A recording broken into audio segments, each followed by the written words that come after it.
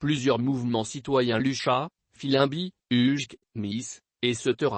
et des partis politiques notamment SID, Engagement pour la citoyenneté et le développement, ont marché, ce samedi 25 juin 2022, à Kinshasa, pour dénoncer l'agression de la RDC par le Rwanda à travers le M23.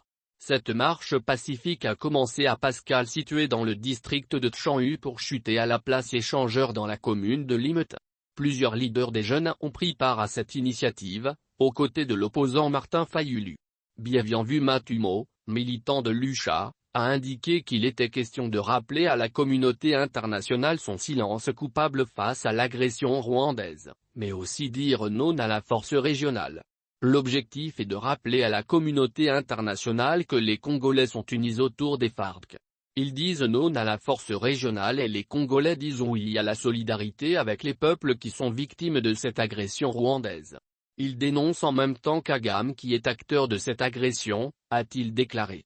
Pour le président de l'Union des jeunes Congolais pour le changement UJC, Mukange Totoro, ces initiatives sont un état d'esprit. Quant à Carboni Béni, cette marche fait suite à l'agression du pays par le Rwanda.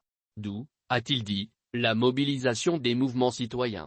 Le pays est agressé par le Rwanda et nous avons l'intérêt de nous mobiliser pour soutenir nos FARC et interpeller la communauté internationale face à cette agression rwandaise et aussi responsabiliser le gouvernement à prendre des décisions idoines à réformer notre armée, a-t-il indiqué. Notons que depuis le début des tensions entre le Rwanda et la RDC, plusieurs Congolais se lèvent pour dénoncer la sous-traitance du M23 par le pays de Kagame. Des marches et manifestations s'organisent dans le pays pour soutenir notamment les FARC qui font face aux groupes armés dans l'est de la RDC.